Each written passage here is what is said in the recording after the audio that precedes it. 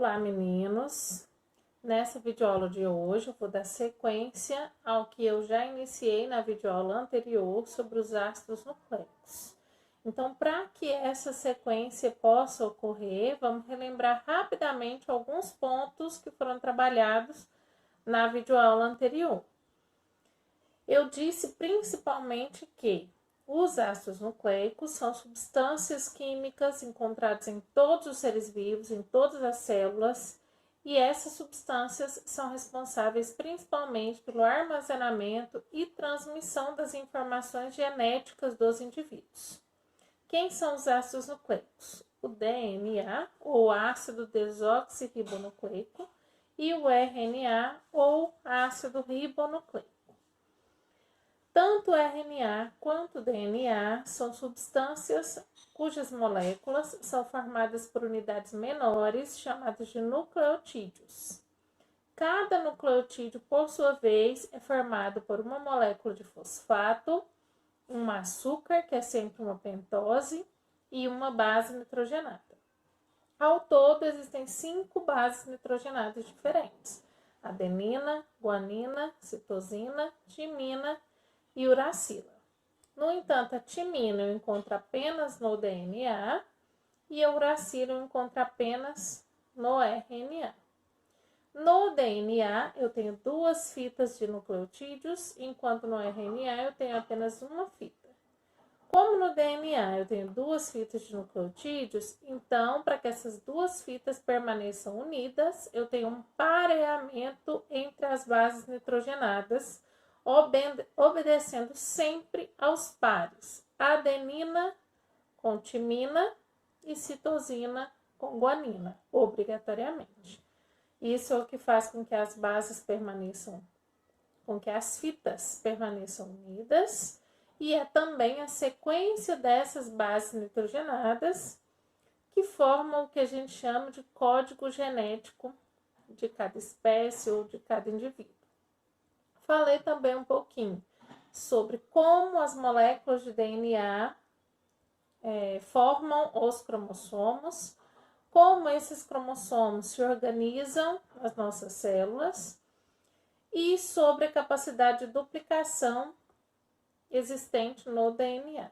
É uma capacidade de autoduplicação única, a única molécula encontrada nas células capaz de se autoduplicar. E essa capacidade é fundamental no processo de reprodução e transmissão das características hereditárias entre pais e filhos. Hoje eu vou estar falando um pouquinho mais sobre o RNA. Não vou deixar de voltar em algumas coisas relacionadas ao DNA, mas o foco principal hoje é o RNA. Então, vamos lá. O RNA, ou ácido ribonucleico, é formado por uma fita de nucleotídeos, assim como o DNA. Uma das principais diferenças é que no RNA, o açúcar, ou a pentose presente no nucleotídeo é uma ribose e não uma desoxirribose como no DNA. Além disso, enquanto o DNA é formado por 2 fitas de nucleotídeos, o RNA é formado por uma única fita de nucleotídeos, que mesmo assim pode se enrolar de modo semelhante ao que acontece no DNA.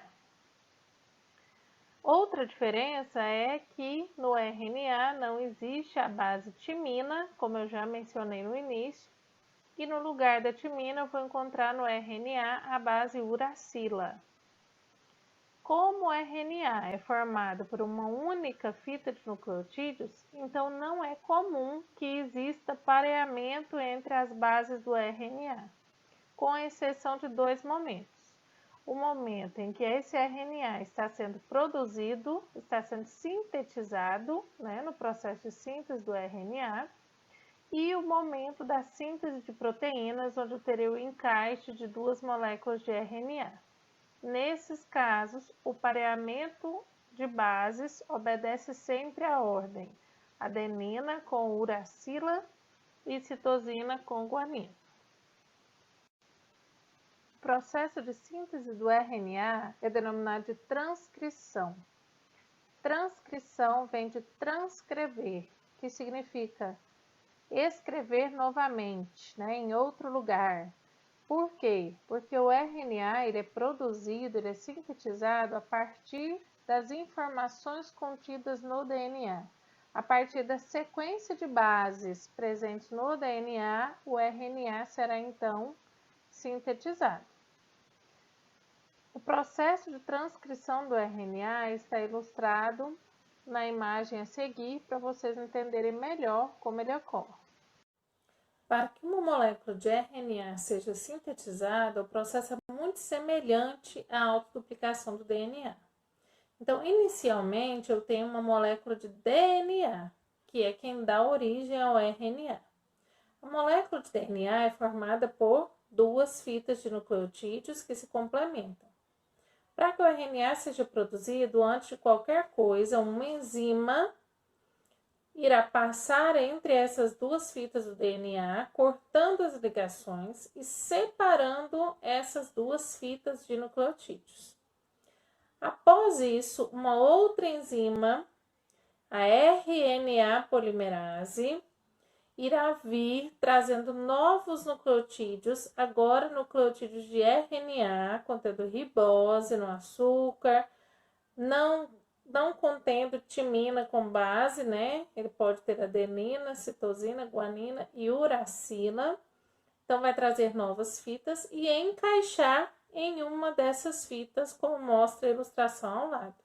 O encaixe ocorre apenas em uma das fitas quando trata-se de síntese de RNA. Concluída toda essa síntese da molécula de RNA, essa molécula que acabou de ser construída, que é um RNA, vai se soltar do DNA e migrar para o citoplasma. E as duas fitas do DNA, que haviam sido separadas no início, voltam a se unir e a molécula de DNA fica intacta como era no início do processo.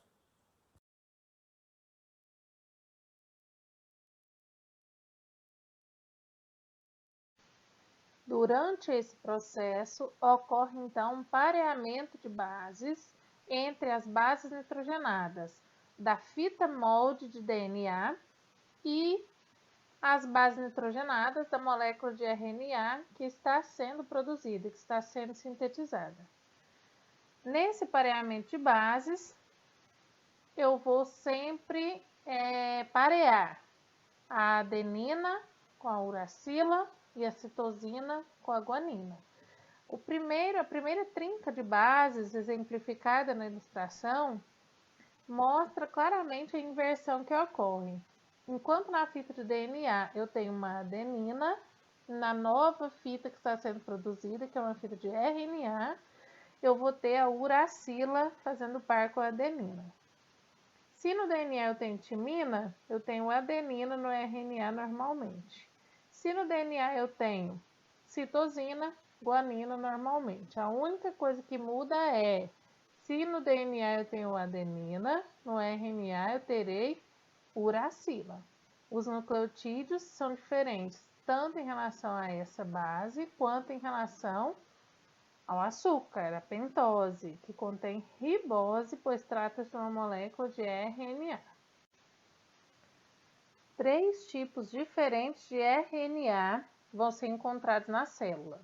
O RNA mensageiro, representado por RNA-M, o RNA transportador, representado por RNA-T, e o RNA ribossômico, representado por RNA-R.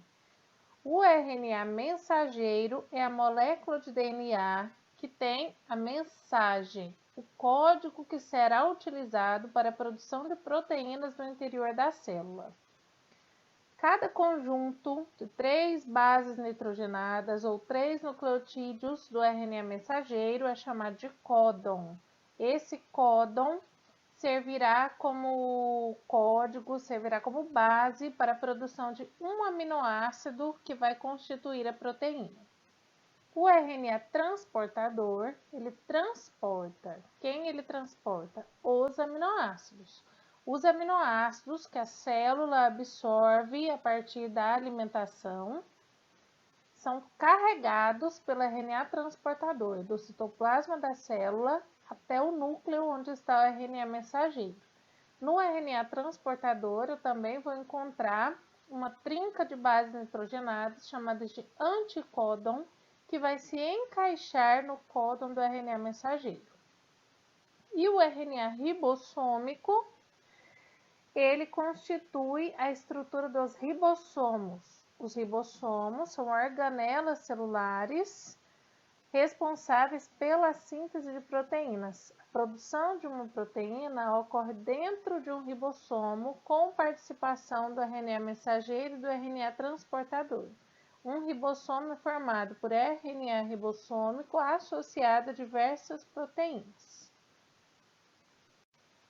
Aqui a gente tem a exemplificação, a ilustração desses três tipos de RNAs. A primeira ilustração é um RNA mensageiro. Ele tem um formato mais linear. O segundo é um RNA transportador, né? Disse que ele se assemelha a um trevo de 3 folhas, né? Eu não enxergo esse trevo aí, mas disse isso. Lá na ponta do RNA transportador, em verde, está o anticódon, que é a parte do RNA transportador que vai se encaixar nos diversos códons do RNA mensageiro. Para que esse encaixe entre códon e anticódon ocorra, é necessário que exista uma complementaridade entre as bases nitrogenadas, obedecendo à ordem adenina com uracila e citosina com guanina. E a terceira ilustração representa um ribossomo que é constituído basicamente por RNA ribossômico. O processo de síntese de proteínas é denominado também de tradução. Por quê? Porque nesse momento que o código genético, o código que é representado pelas bases nitrogenadas, será traduzido em uma outra linguagem, que são as proteínas. Esse processo de síntese proteica ocorre com a atuação conjunta dos ribossomos, do RNA mensageiro e do RNA transportador. Como ocorre esse processo? Acompanhe a ilustração ao lado. O RNA mensageiro se encaixa dentro do ribossomo. O pedaço do RNA mensageiro que fica dentro do ribossomo equivale a um pedaço de 6 bases nitrogenadas ou 2 trincas. Depois que o RNA mensageiro está encaixado no ribossomo, o RNA transportador, que é compatível, que é complementar àquela trinca que está ali dentro do ribossomo, vem trazendo um aminoácido, entra no ribossomo e se encaixa no RNA mensageiro. 2 RNAs transportadores podem estar no ribossomo ao mesmo tempo, então eles entram no ribossomo, cada um carrega um aminoácido, esses aminoácidos se ligam um ao outro, um RNA transportador sai e o que ficou fica com 2 aminoácidos, o dele e o do outro que saiu. Feito isso, o ribossomo desliza pelo RNA mensageiro de modo a desocupar as 2 trincas de bases novamente. Um terceiro RNA transportador vem trazendo um terceiro aminoácido que se encaixa nos 2 que já estavam ali. Aquele RNA transportador que estava com os 2 sai e esse terceiro fica agora com os 3. O ribossomo desliza de novo, mais uma trinca de bases. Vem um quarto RNA transportador e assim sucessivamente. A seguir, você vai ver várias ilustrações que mostram esse mesmo processo. Então, observe com atenção e tente entender aí o que ocorre nessa síntese de proteínas. Lembrando que, para que eu tenha uma proteína, é necessário que eu tenha um mínimo de 70 aminoácidos. Então, esse processo precisa se repetir aí cerca de 70 vezes, pelo menos. Então, nessa ilustração, eu mostro o mesmo processo. Em azul, em azul mais escuro, na parte de baixo, eu tenho o RNA mensageiro com várias trincas, vários códons sendo ilustrados. Em azul mais claro, eu tenho o ribossomo, que se encaixa no RNA mensageiro, ocupando 2 trincas de bases ou 2 códons. E em verdinho aí, trançadinhos, eu tenho os RNAs transportadores, que trazem os aminoácidos ilustrados em vermelho como formas geométricas nessa figura. Observe que eu tenho 2 RNAs transportadores dentro do ribossomo. Os aminoácidos que eles carregam vão se ligar uns aos outros. O próximo RNA transportador já está ali prontinho para entrar. Quando o ribossomo desliza, ele entra e o outro que já tinha vários aminoácidos sai. Só que antes dele sair, ele deixa todos os aminoácidos com o que já estava junto com ele no ribossomo. E aqui eu tenho um GIF que demonstra todo esse processo em movimento, né? É muito rápido, mas dá para entender bem como o processo ocorre.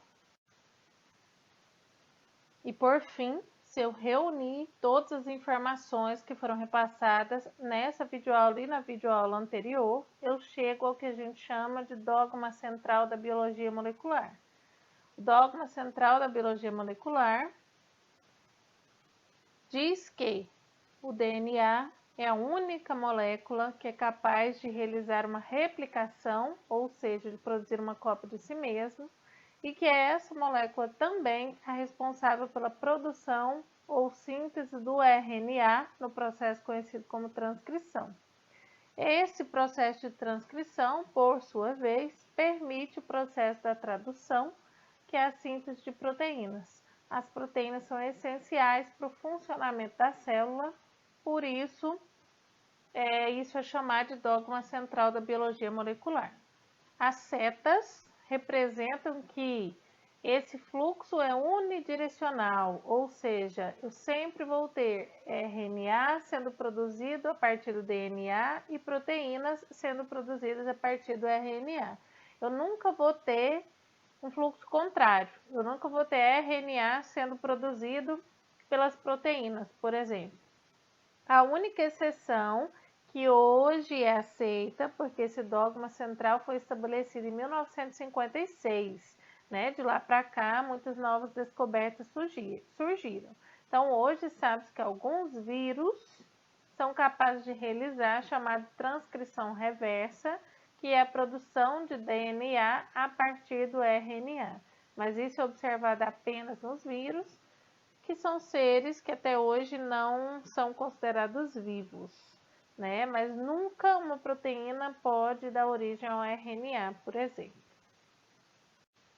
E para finalizar esse assunto, mais a título de curiosidade mesmo, eu trouxe aqui uma imagem de como é realizado um exame de paternidade ou teste de DNA.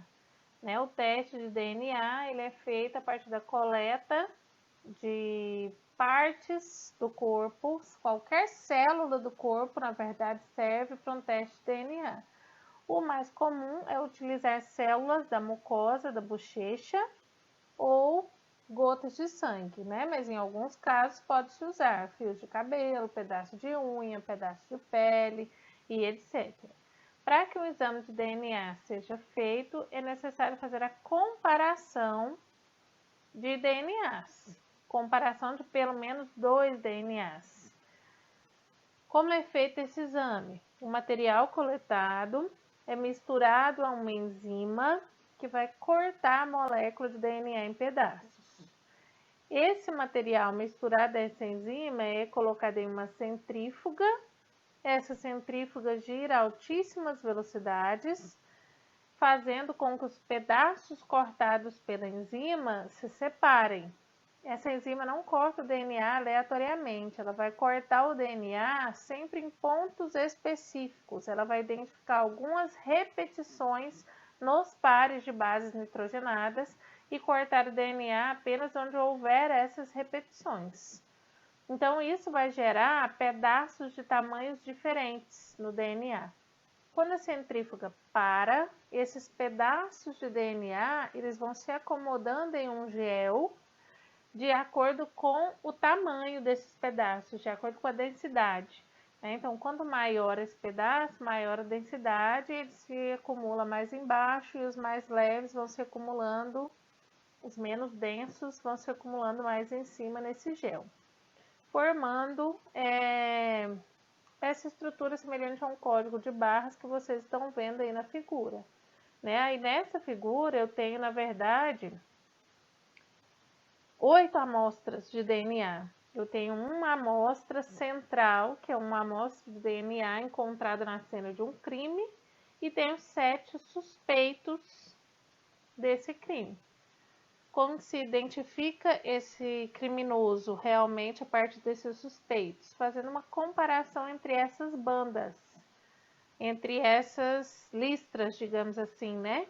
Se você comparar aí, você vai conseguir chegar no criminoso. Quem é o criminoso nesse caso? Deixa aí a pergunta. Quando eu trato de um exame de paternidade, isso é um pouco diferente da comparação do DNA de um criminoso, porque os filhos não têm o DNA idêntico nem ao do pai, nem ao da mãe. Pelo contrário, né? O DNA é uma mistura de ambos. Então, para realizar um teste de paternidade, é necessário que eu colete o material do filho, do suposto pai biológico e da suposta mãe biológica. Eu preciso ter material genético dos 3 indivíduos para que eu possa ter uma conclusão realmente definitiva. Então, aqui eu tenho a ilustração, uma situação, né, que ilustra como é realizado esse teste de DNA. Eu tenho 4 casais que poderiam ser os pais biológicos do bebê 81. Qual desses casais é realmente pai e mãe do bebê 81? Você tem que fazer a comparação de todas as bandas do bebê 81. Não é necessário que o pai e a mãe tenham, mas que pelo menos um dos dois tenha. Eu considero as bandas que estão escuras, em preto. O bebê 81 tem a terceira e a quarta bandas, se você observar lá. Se eu for olhar em todos os 4 casais, essa terceira e quarta banda, você vai ver que o casal A e o casal B não tem a quarta banda. O casal A, a mãe tem a terceira, no casal B, o pai tem a terceira, mas a quarta banda nenhum dos 2 casais tem, então eles já são descartados. Me resta então C e D, que tem tanto a terceira quanto a quarta banda. Vou para a próxima então. O bebê 81 ele tem também a 7ª banda de DNA. Se você for olhar os casais C e D, D não tem essa 7ª banda, nem o pai nem a mãe. Só em C a mãe tem essa 7ª banda. Então é provável que o casal C seja os pais biológicos do bebê 81. Para ter certeza, se confere os demais. O bebê 81 tem a banda 9, 10, 11, 12 e 14. Se você olhar lá o casal C, a banda 9, o pai e a mãe têm. A banda 10, o pai tem. Banda 11, a mãe tem. Banda 12, o pai e a mãe têm. E a banda 14, a mãe tem. Então, tudo bate, portanto, os pais biológicos do bebê 81 são o homem e a mulher, representados pelo casal C. Também podem aparecer para vocês exercícios relacionados a isso, tá? Então, fica aí como exemplo. Encerro por aqui. As atividades virão na semana seguinte. E depois a gente vai passar para uma outra parte do conteúdo, tá? Então, até mais.